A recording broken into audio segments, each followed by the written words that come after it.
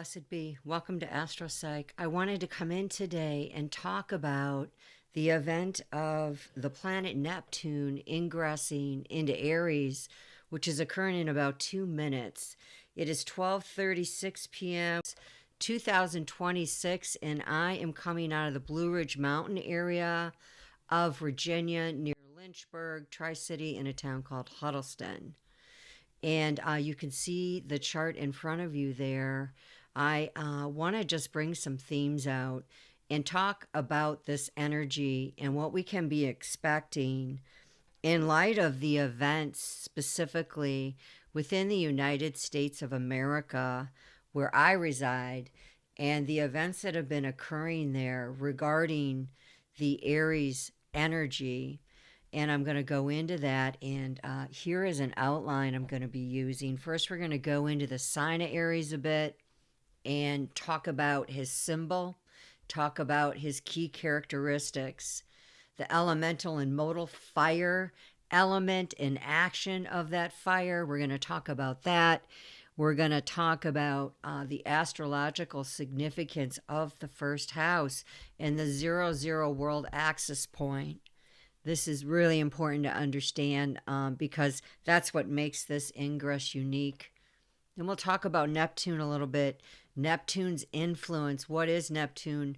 Where does it operate within the sky and the chart? And then how does this play out in your own chart? Going to have to talk about Pisces when we do that, because Neptune is the Lord of Pisces along with Lord Jupiter. Then we're going to talk about Aries in Neptune, Neptune in Aries, and what that looks like as far as the main themes.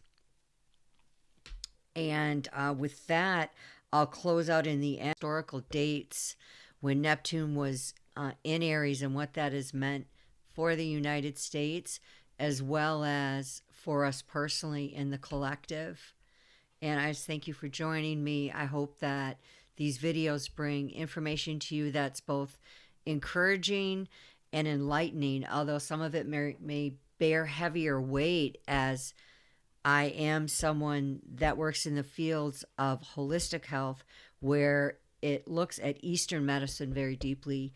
And when we start looking at Eastern medicine, we look at things that encompass body, mind, and soul, spirit.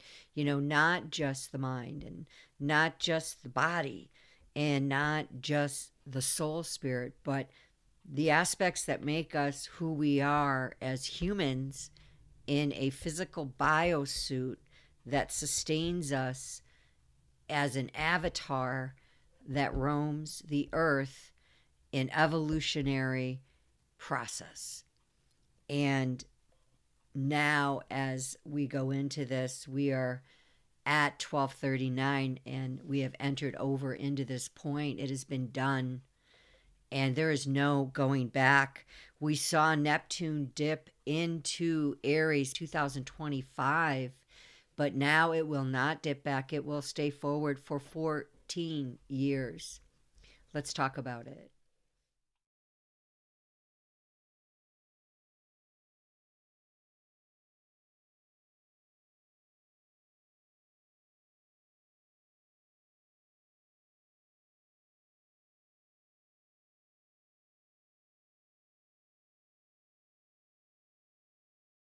So what we see here in the chart is other things obviously going on in the sky that need to be talked about, because we are not an island, although Neptune might think that that is the truth out there in no man's land, where it resides in the outer sky, bringing us generational influences.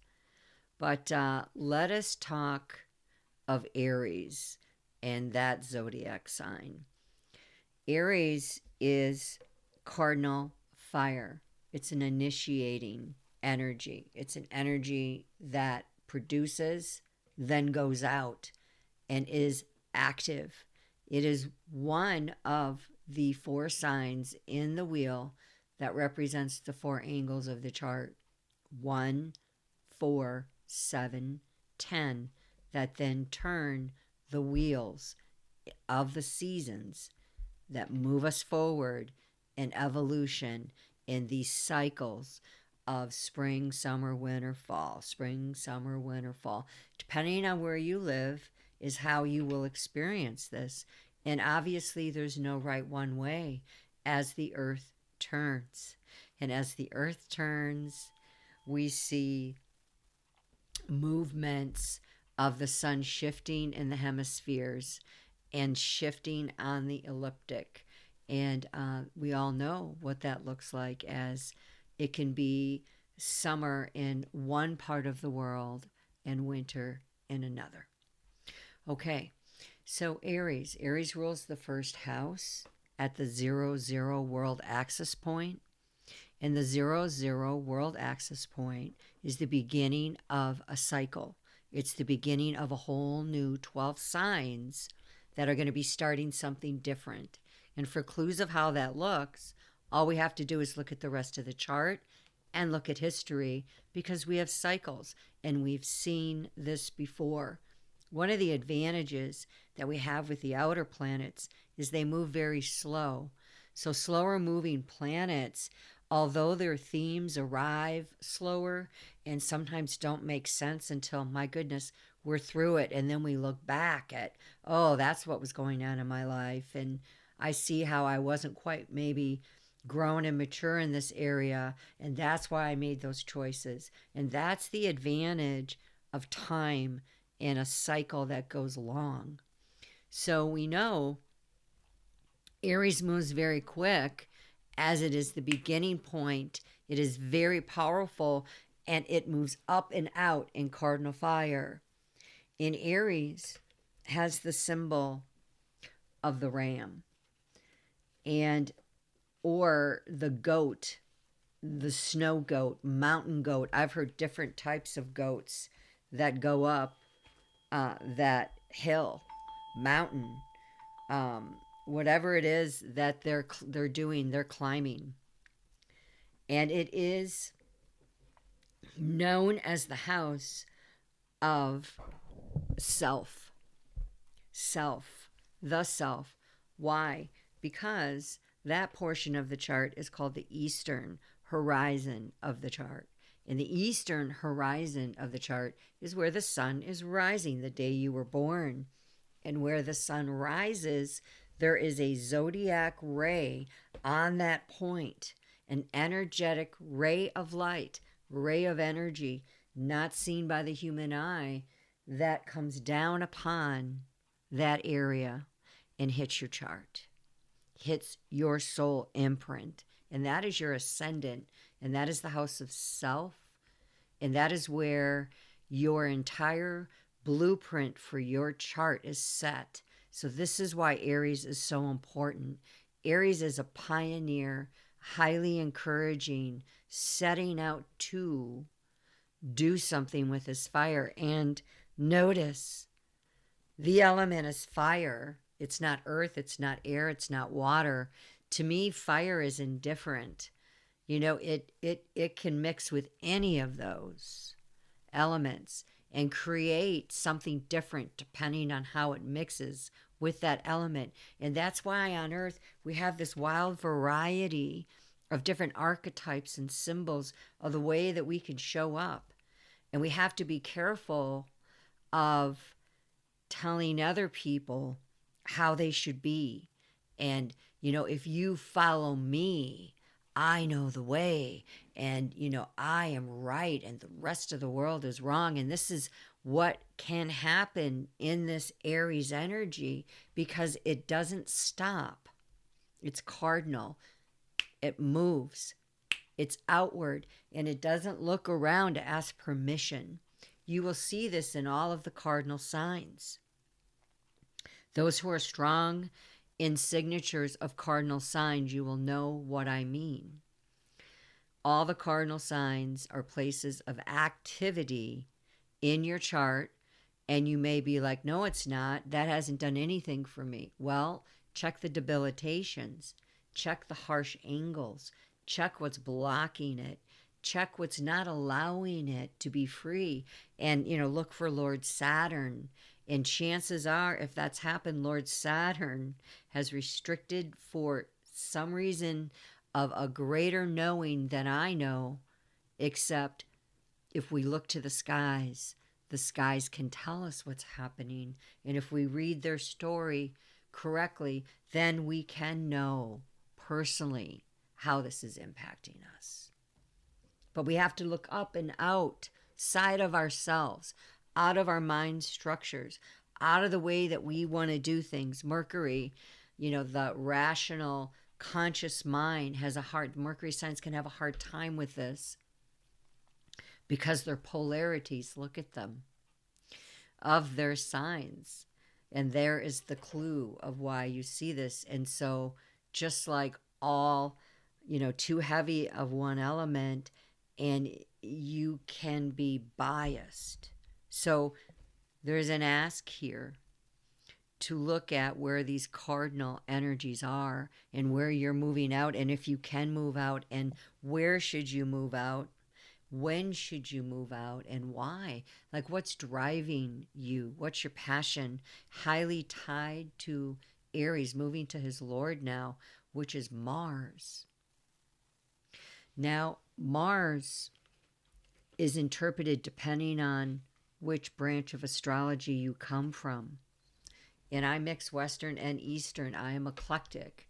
I believe in a little bit of both, and I've created my own astropsychology, holistic wellness approach to looking at a map of energetic signatures, reading it, and helping and guiding people back to their own voices, back to themselves, and not like on something that isn't achievable.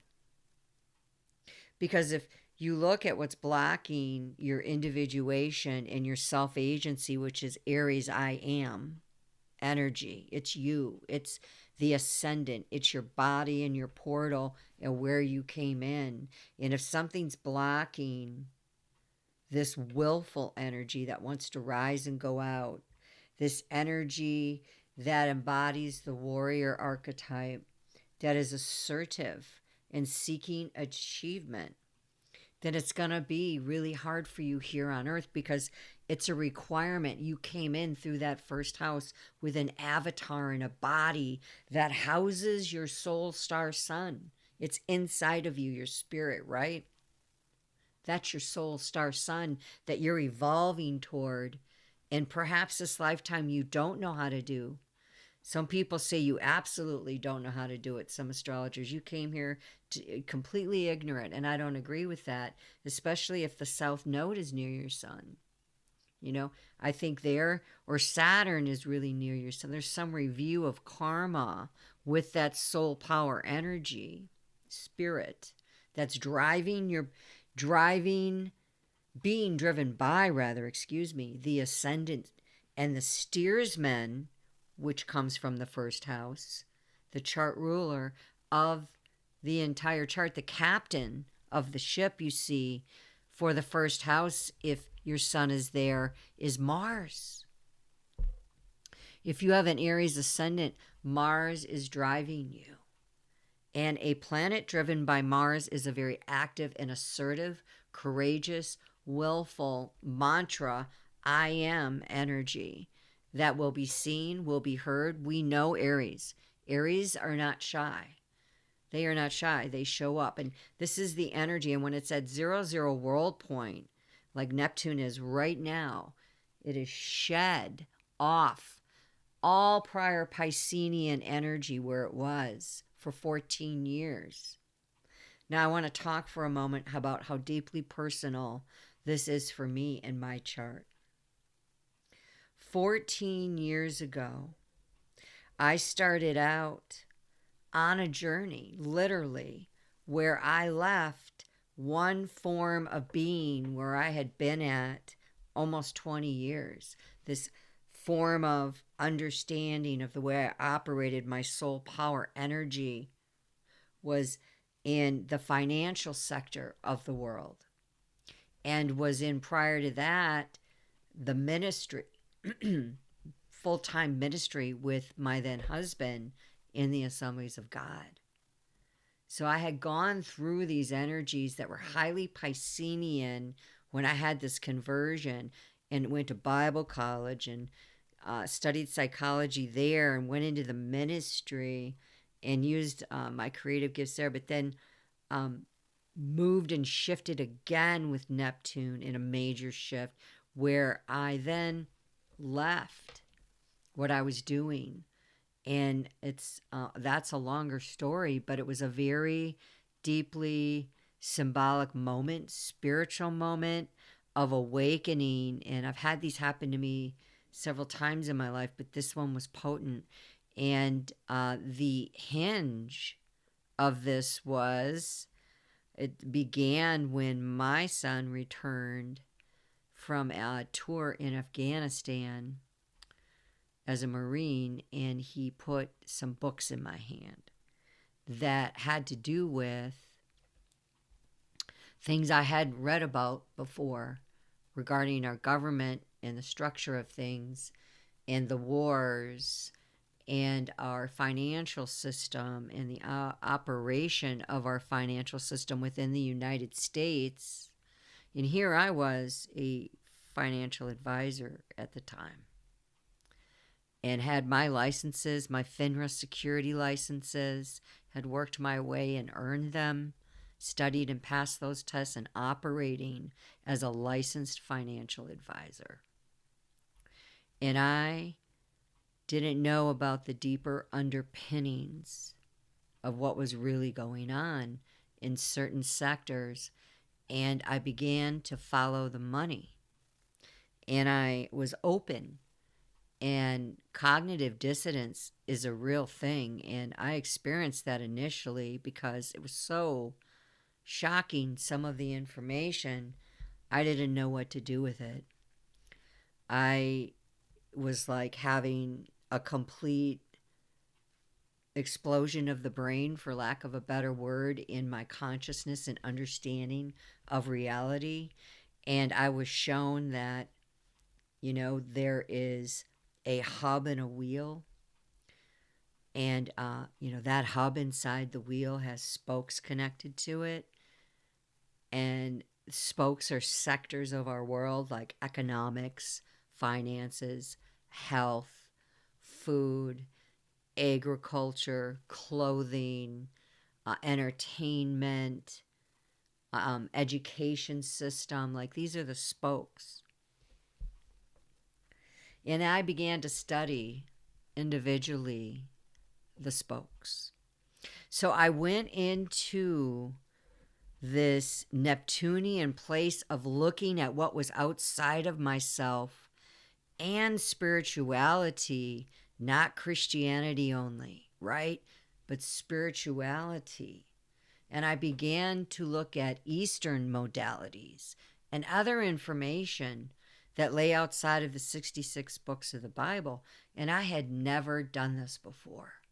And this was around 2011 and 12. And consequently, long story short, we had a series of events that were orchestrated to get us out into the country from the city, that were impotences and tiny pushes that all led up to a big move. And if you go back and look at my husband's chart and the transits, the story is right there, and it's just uncanny how the story shows up. If you read the map and what it's saying in the language of astrology, which I didn't write, I am simply studying the masters. Some I interpret as my own, as my right, as someone who studied it. And when I do that, I say, here's how I see that. Or if I differ with someone, I say, why? Because I've been on this road now for 14 years. And it began to open up entire new systems of Eastern modalities. And I went into body work. And incidentally, I was born with Pluto and Uranus in Virgo in 63, that generation of healers that came in from 56 to 72. that would experience Pluto and Uranus in Virgo. And Virgo rules the sixth house of health, healing, service to others, daily life, our daily habits, our practical daily habits of what we do that gives us health or doesn't give us health, our practical ways that we use Mercury in the conscious, rational mind so that we can live a life and not be out there in Neptune all the time and not able to ground in practical ways our energy. Hope you're following me here. Huge transition for me, and it was 14 years of it where I got my Reiki master certification.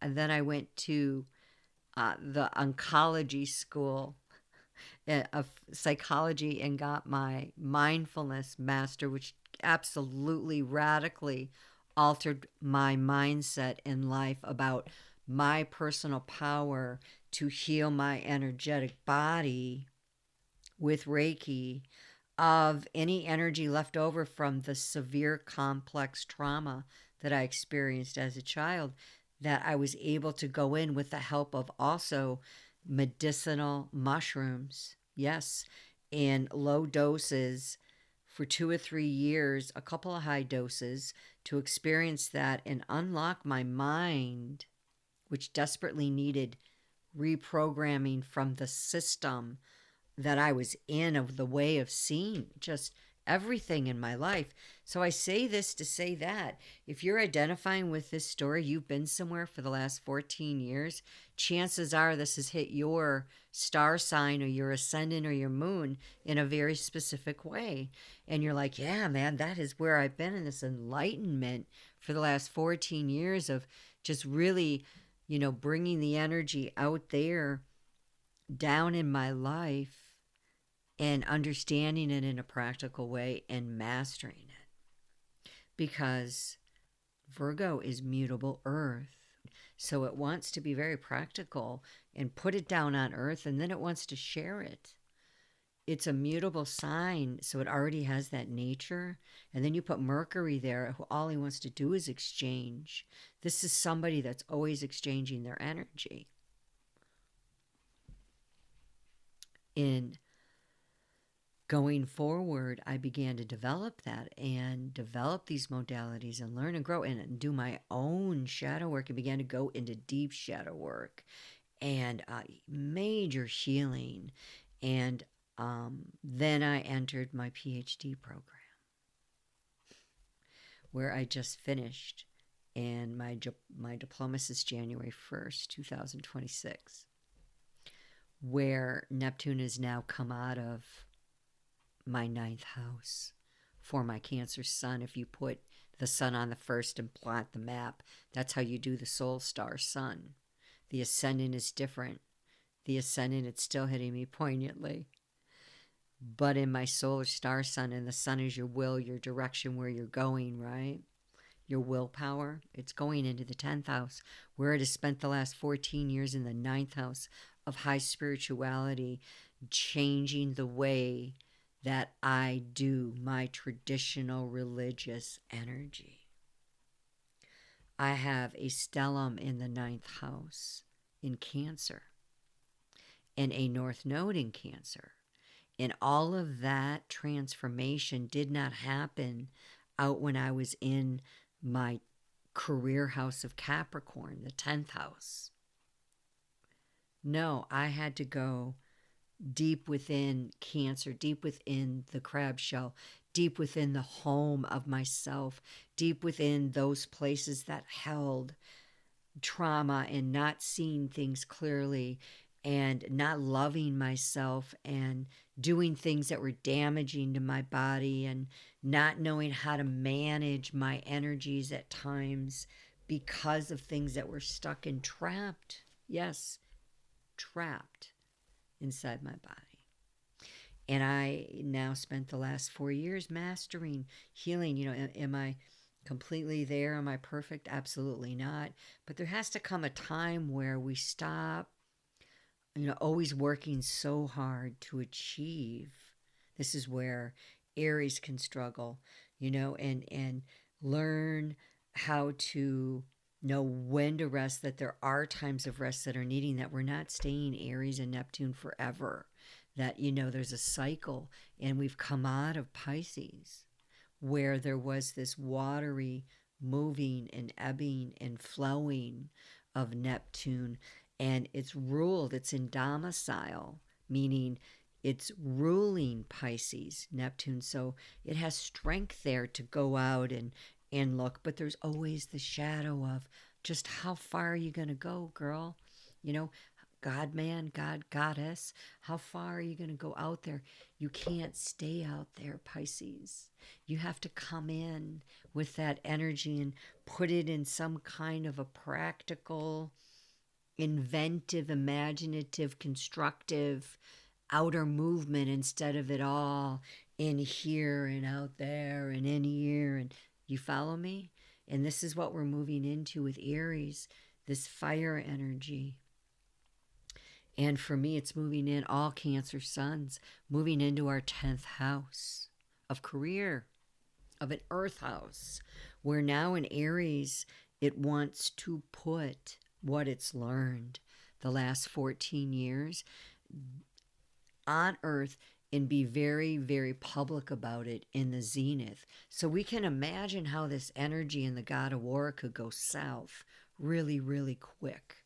And I think that often we have these great swings in the pendulum, back and forth until we finally calibrate, and we come to the center balanced position, because the opposite of Aries in the chart is the 7th house, and that needs to be talked about, and that is Libra.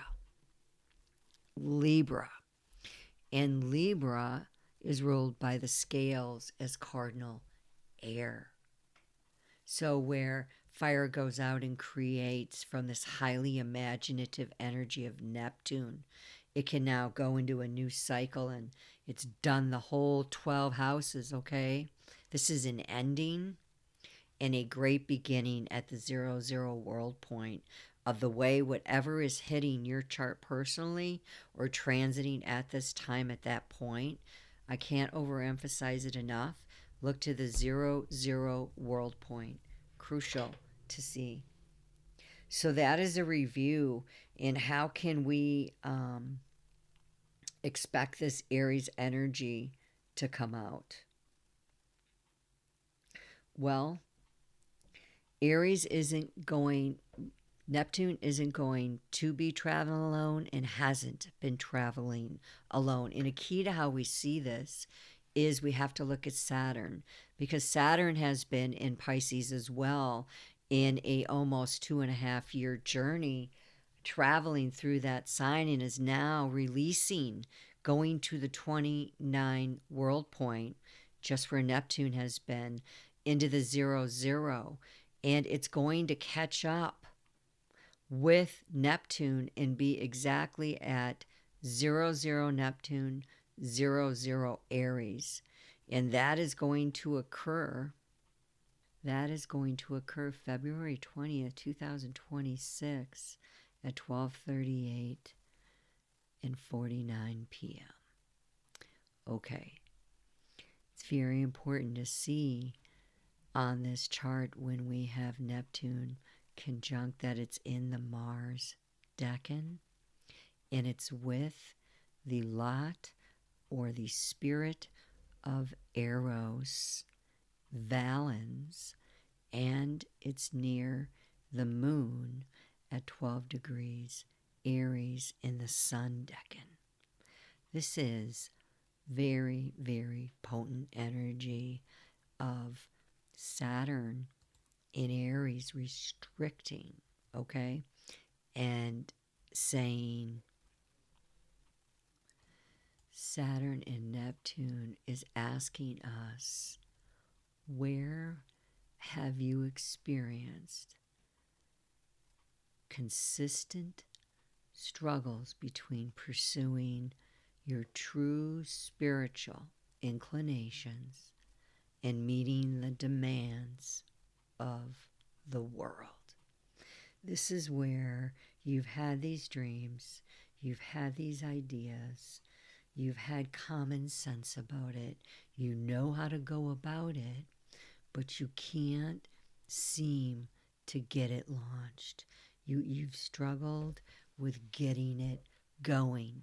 And it's been the last 2.5 years. Collectively, where we have been like, what is spirituality all about? What is the meaning of life? And are there aliens out there? And how am I supposed to exchange this energy that I now know that's deeply spiritual, not religious, that's kind of been enlightened and like knows some truths that like's been proven and they think it's true and it's not what they've been told, and now you're this whole new person. How the hell do you put that energy down on earth when earth isn't really yet open? It's still trying to completely shed that Capricorn structural way of being, mentality. And we're in Aquarius now in Pluto. And,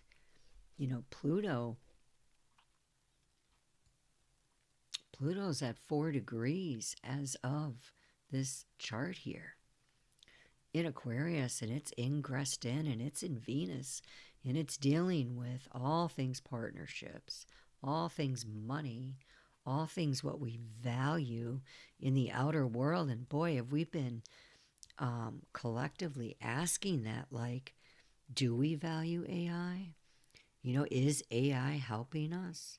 This new understanding of way out there that's been brought in, like the great web that's out there, and the whole world out in the collective has been brought into these programs. Collective knowledge has been put into these programs that they can use it, and imagination's been off the rails. Physically, this could be where you might have even struggled with depressions in Pisces and Saturn. I'm just not seeing this clearly. I don't know which direction to go. You're slugging it through, right? It's like going through the sludge, and it's like you just can't see things clearly when you have Saturn in Pisces. In conjuncting Neptune as well, I should say. So feelings of insecurity could have been there, but now that we've got it ingressed into Aries, that outer sign and that energy, that costume has now been taken off, and we've put on the Aries costume.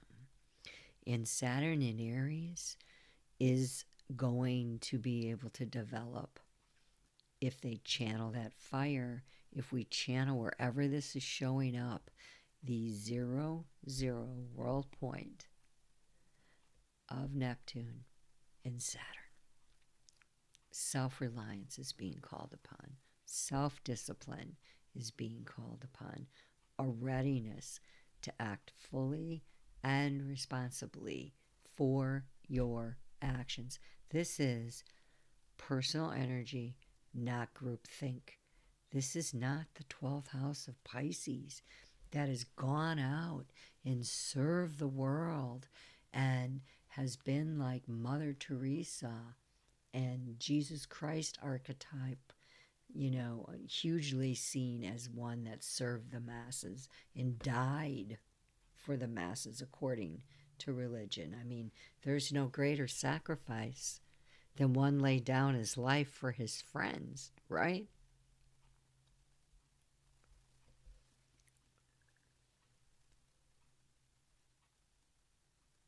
This is not wanting to be controlled in any way, shape, or form with your creative power that you have worked very hard to develop. Be careful. The other fire signs come into play here. They are the Dharma houses of 1, 5, and 9, where we see Aries in cardinal fire, Leo in fixed fire, Sagittarius in mutable fire. Yeah? For clues, watch the progression of the fire and how we start with very personal ourself. I am our own energy. This is not the group. Doesn't mean we're not involved in groups, but it means it's a call for us to look very closely at what are we bringing to the group. You know, what is quality over quantity? After all, Aries would say, how many places can you be at once and be successful? You must restrain your energies here in Aries and hone that fire like the blacksmith taking my father was a blacksmith, master welder, and I would watch him and he would lay that metal down and heat it and just pound it and pound it and pound it. But it's got to stay or it can't be shaped, you see, into something. And if we're always like going to the next video, going to the next book, going to the next party, going to the next group, you know, our fire is scattered. We're not going to be able to take our own personal fire, and it's an ask. Neptune is our greatest, highest imagination. And some of the greatest artists, poets, craftsmen, spiritual thinkers have very prominent Neptunes. The key is to take it for it to be useful, because we don't live out in the sky. We live on Earth. And Saturn is the practical planet of restriction, and it guides you where you have to put discipline down. So you may fear here not being recognized for your personal efforts or accomplishments because of being prone to these past cycles you've been in. That is the victim cycle, by the way, when we have planets on lower nature in Pisces. The perpetual victim, the hypochondriac, where something is always wrong and where you just can't ever get the fog out of your eyes and achieve and actually finish what you start. This is shadow, remember. And the upper polarity, it's beautiful, highly compassionate, highly imaginative, but the action of Neptune and Pisces is out in the imaginary realm. The action of it in Aries is in the body realm, the physical body, where it can move it around. We see in the eastern sky here where it shows up on February 20th out of Huddleston, Virginia, in the 11th house of groups, of our legacy, what we bring and leave as our gifts. Our gifts show up here amongst the greater collective.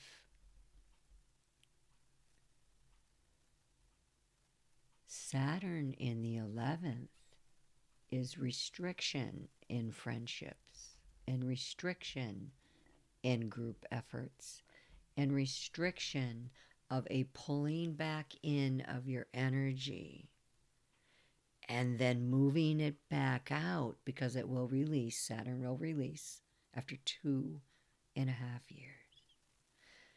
Then there'll be a better understanding in this new cycle of 2.5 years, Neptune in Aries, Saturn in Aries, and 14 years, Neptune in Aries.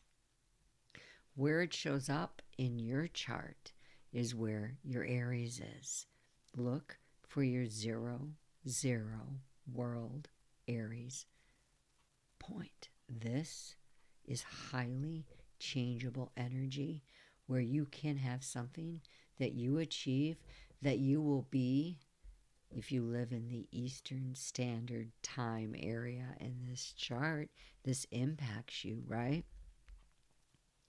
Greater collective energy is out there. This is very passionate and deep energy. You know, we have the lot of Eros here. So this is taken from orphicastrology.com, lots 4-birth-deities. That's the website, and I do not own this information, but I wanted to read this. It's an article on the 4 lots, and it says, this lot is he calls it the third key because he goes through 4, but the third key lot is the lot of Eros, name for one of the progenio, the first order of elemental deities to come into existence in ancient Greek cosmogony. Eros is who inflames our purest desires, binding us to divine love, the primordial divine love that birthed the gods. Eros, whose genius manifested by the union of time and necessity, Chronos and Anake, is without gender and is one of the deathless gods. Eros is seen as the intersecting point in time and space where body and soul merge, nourishing the soul's longing through physical incarnation, thus representing the principle of ecstatic voluntary union. Valens described the lot of Eros as revealing our deepest desires. His formula for determining the lot takes the arc distance from spirit to fortune and casting it from the ascendant reversed for night charts. However, by the Renaissance era, this formula would conflate the lot of Eros with the lot of Venus, or the lot of love and concord, as it is called by Bonatti. Paulus' formula for calculating the lot of Eros takes the arc distance from spirit to Venus and casting that from the ascendant, reversed for night charts. Note, Paulus's formula is employed on most online software, including astro.com and astroseek.com. Thus, the lot of Eros is used to determine the daemon or guardian spirit that compels us by divine desire, divine attraction, and divine distraction toward our higher aspirations.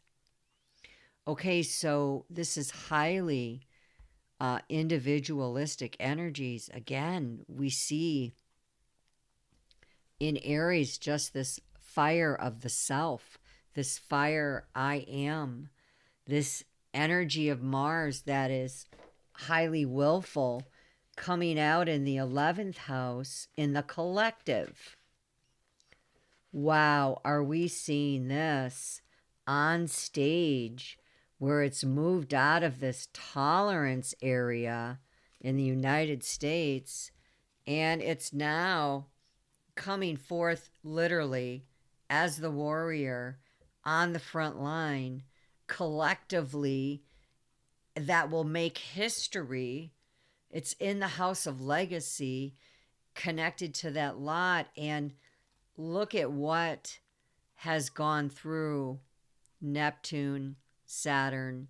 The lot of spirit is in Aries moon, leading the pack, going very quickly in the decan of the sun, which is very willful energy at a deeply emotional level that is producing a lot of warrior type energy, not only in our sun power, but in our instinctual mind, subconscious, inner desire, the true us, the moon. Really quite fascinating. The sun is often identified with the self as well. It's very dynamic, forceful, forward energy. It's the spirit itself. You know, the sun is the circle there with the dot in the middle, and we are that dot in the middle. We are the soul that neither begins here nor ends here, and we're in an ebb and flow of that wheel of life, death, incarnation, life, death, incarnation. There's this wheel. The moon is our emotions. Here are some words for these to consider in Aries. Moon, having gone through Neptune, what I just talked about, having gone through Saturn, what I just talked about, and that Eros lot in Valence is what I use. Here is some symbolism. The sun, awareness, vitality, rationality, objectivity, generosity, centering, self-esteem, showing up in the collective like that, okay, is the ask for the next 14 years. The shadow side of this, selfishness, egocentrism, insensibility, arrogance, and presumption. Only thinking about the self in the group is not going to work, okay? Being the head honcho, the person that everybody looks to, the person that everybody relies on, like that's massaging an ego in the collective here. And you're being asked, like, who are you really? Where are you supposed to be in your fire, in your legacy from this point on? Where are you in this outer energy on the front lines area, Aries and Neptune, in the collective, going to leave a mark? That's what it's asking here. That's why it's very powerful energy. It's individualistic energy among the collective and not like just blending into this whole other energy, but, you know, your energy showing up so that you can do all the things that are promised as we have Aries and Neptune. The moon is our emotional nature, instinctual nature, bright sides, sensibility, empathy, protection, hospitality, safeness and security, huge. Instinctual energy that's acting correctly. Imagination, highly tied to Neptune as well. Shadow side of the moon, thinking of it now inside of Aries here. Irrationality, fickleness, not really knowing where to put your energy every day, and you're just kind of like, whatever. That is Pisces and Neptune when it can't get grounded in shadow. Okay, it doesn't know where to be. It's so wanting to help the whole world that it's here and it's there and it's here and you're spread out all over the place. And it's a call to be like, look, you need to know your personal energy here going forward. And if you don't know it, it's a time to enter into knowing yourself at deeper levels. It's a time of personal development. It's a time to ask the harder questions about yourself. It's a time to take responsibility with your personal fire. Instability comes when we don't have our personal faculty fire in a place that it can be in a structure, which is what Saturn is trying to do here. The Mars decan, where this Saturn and lot of Spirit and Neptune are, let's talk about that a minute. Mars has this key concept of raw energy. It's just, it doesn't have a bias. It'll work wherever you put it. It's just it's like, where are you going to put your energy? It's going to work wherever you put it. It may not work out well. It may not be where you're supposed to be, but it's going to mix with whatever energy is already there. And if you're with other people who don't have a clear idea of who they are and where they're going all the time, it can become really overwhelming when you're asked right now to look at your own personal fire in the collective energies. It's rising up in the United States for such a time as this. We have literally the energies that we had in the last time we had Aries inside of Neptune in the United States. This is revolutionary Civil War energies, and we're already seeing it. We're seeing Civil War out there. ICE against people protesting. And we have lost 2 people in fatal killings and another one wounded. And it's not faring well for the American people. And everyone has their opinions on how they want to manage that and what they want to do. It's not whether you are right or wrong. It's whether you're doing what's right for you after you know yourself, and you're not like in a mob mentality and groupthink where you're just out there with the collective. Pisces and Neptune. We're being called to, okay, where specifically should I put my energy for the next 14 years and make a real impact? And I have an opportunity now with Saturn, even though it may be difficult, to put some limitations, to pull my energy back in, to structure it so that it can go out. And, if we saw 2.5 years from now, we would know why this is so important when it's going to go into Taurus, when Saturn will ingress into Taurus. So Mars is our human will and passion to live. And on the higher modality and bright side, we have courage, determination, ambition, passional sexuality, virility, action, and vigor.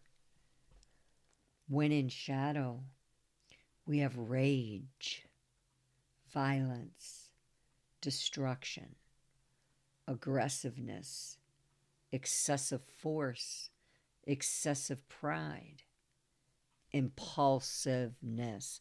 That is a huge, huge ask of Mars there in Aries, is where are you being impulsive? We have this energy of Neptune that is in harmony with Pluto. And it is going to be working together now in a sextile position with Pluto, as it slowly will catch up with Pluto because it moves quicker than Pluto does. But right now in the 9th house, we have Pluto in Aquarius in Venus. What has been the higher spirituality that we have seen changing for the better for the collective?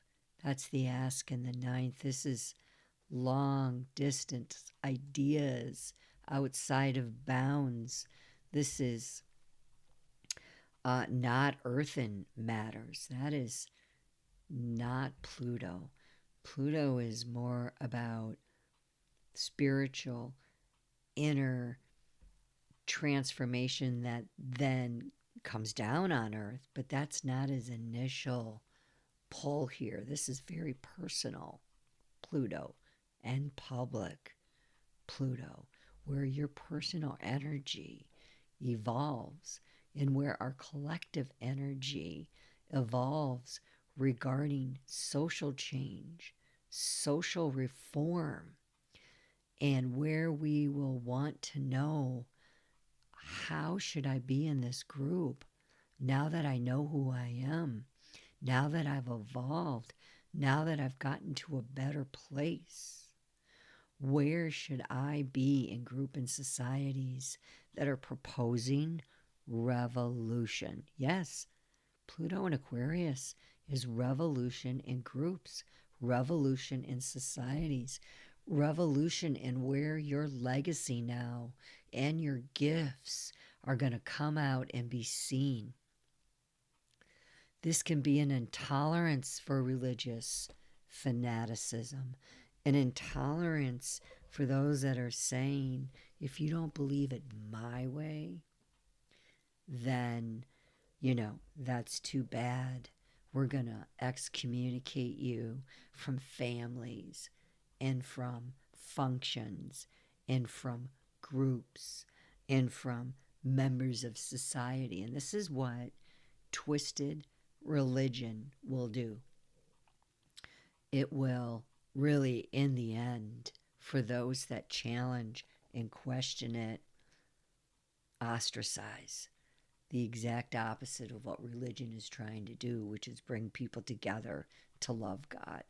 It's crazy. We are going to see massive change.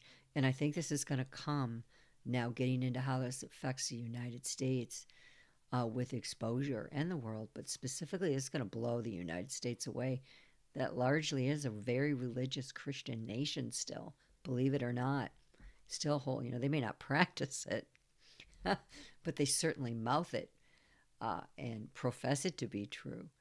And so, yeah, there's going to be all kinds of conflicts breaking out, and this breaking down simultaneously with Pluto and Aquarius, sextiling, working with Neptune for years, going exact and then separating. We will see, as Neptune approaches this sextile with Pluto, some really powerful movement. There is a lot more there. I just wanted to really dig into this Neptune and Saturn inside of Aries conjunction we have. Saturn is going to continue to move. It'll go retrograde and then continue to move like all planets do. It will move far away from Saturn and go into a whole nother sign. So truly, these are very momentous times.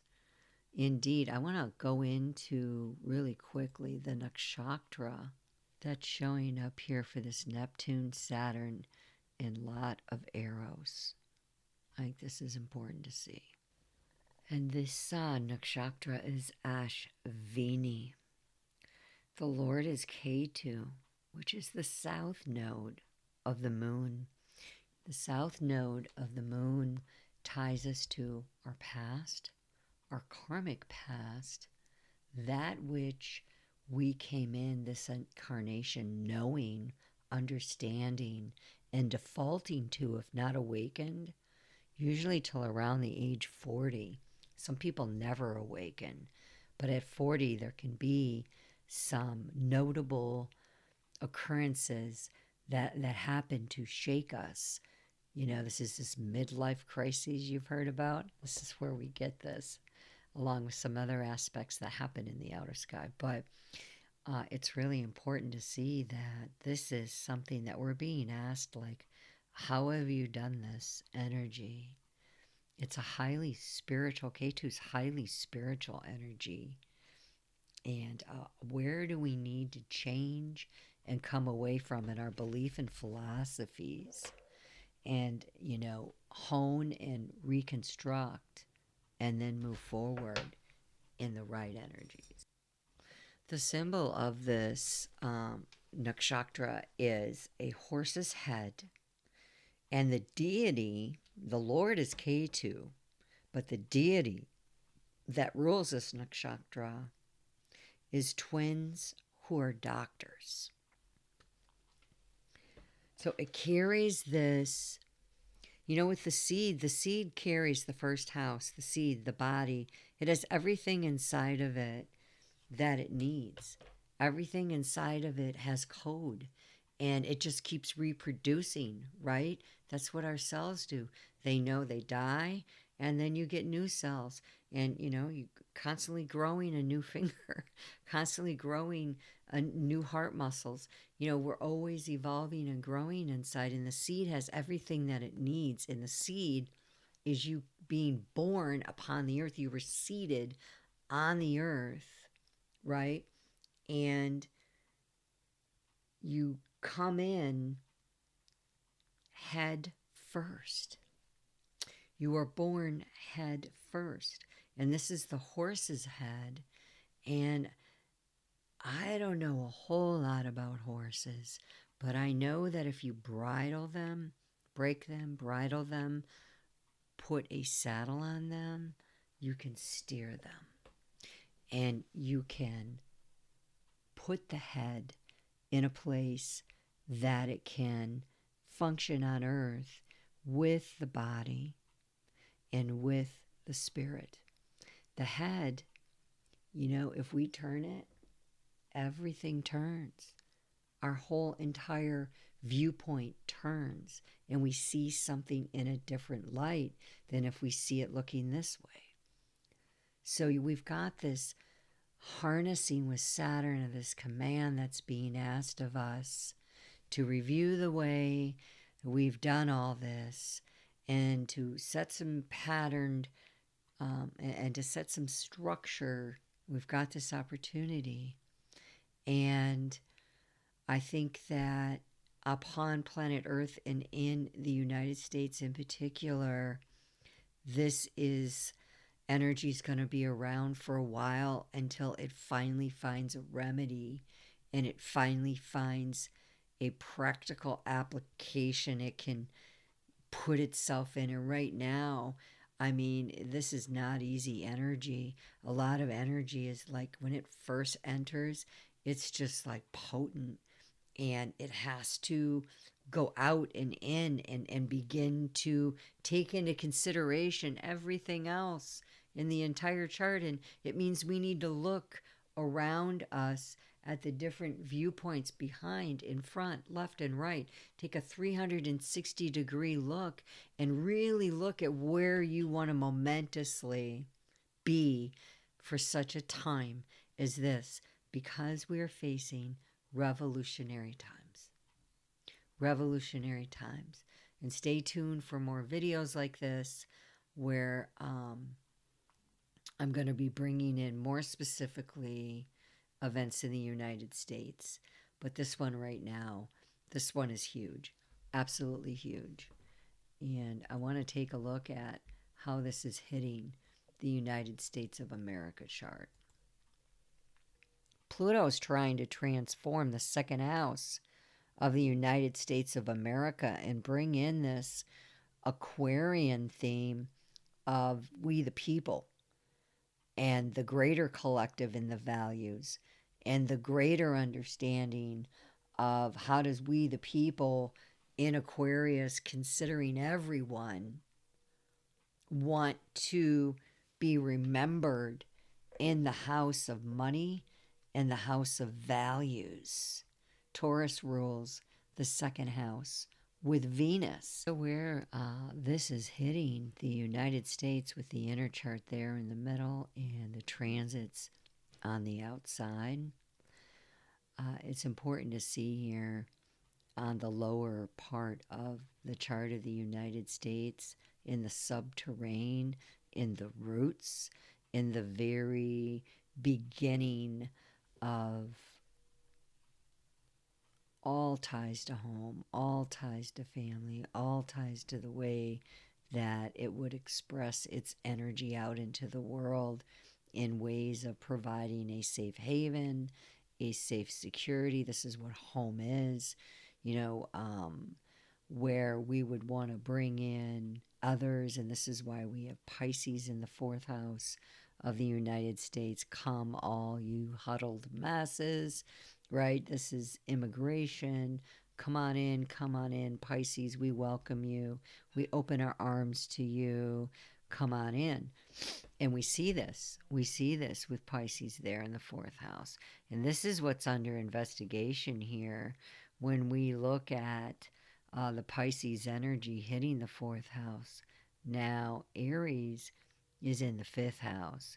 It's moved out of this home structure and foundational roots, and it's gone all the way through there, and it's rewritten a lot of things. Aries would have done this, and now he's bringing it out in a fixed, fiery way.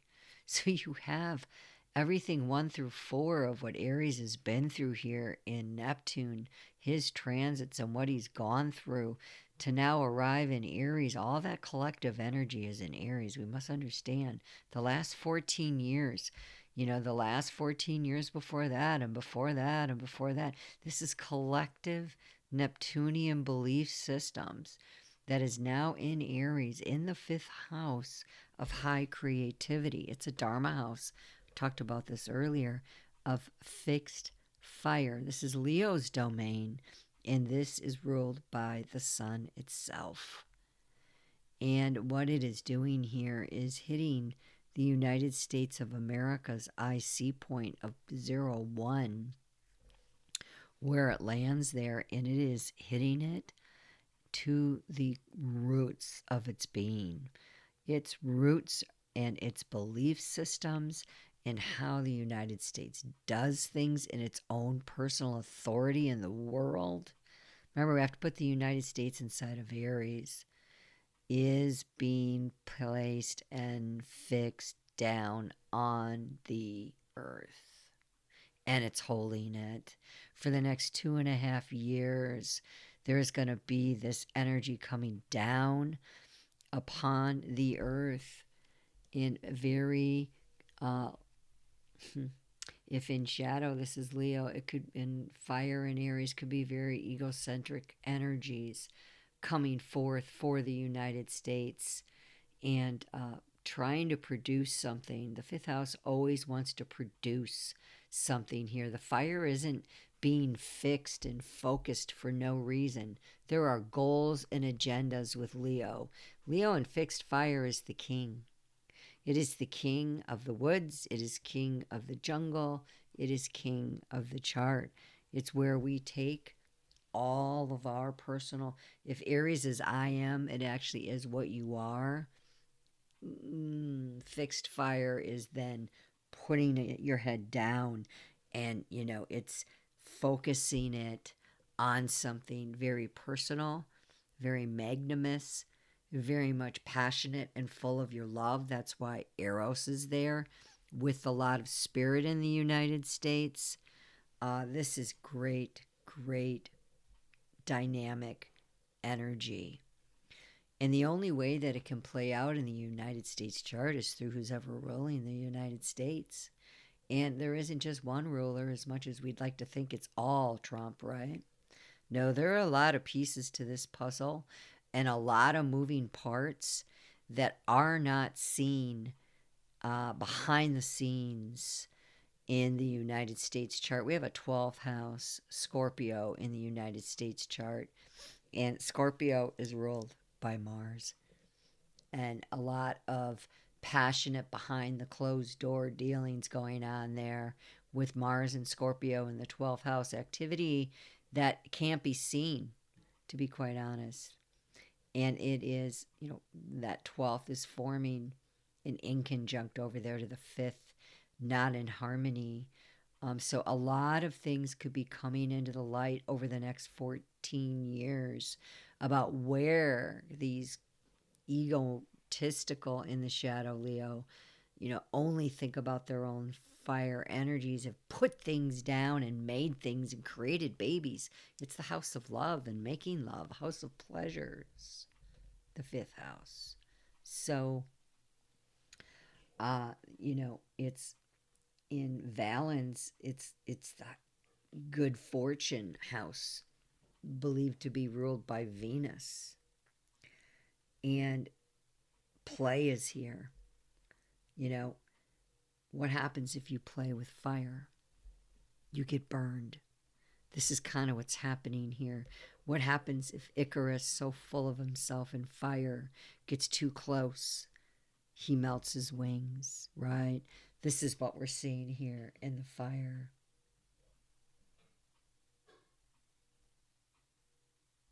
Performance is here. I really see with it in the United States chart like this, whoever's leading, who's ever ruling, performance ties to this, and this need to perform, and this need to, in a very forceful manner, put the sun out in a dynamic way. How this plays out, we will see as the world turns and as the clock continues to move forward. But that is an overview of what we can expect. And I hope that this has helped you. Blessed be. Take care and stay tuned for more videos like this that kind of show the energies that are at play. And if you would like a consultation, please check out my website, www.starpointconsultingllc.com, where I offer a variety of readings, from life coaching to spiritual readings to astrological readings to tarot, and also looking at your finances and other areas that might be of interest to you. Thank you. Take care and mind your fires. Blessed be.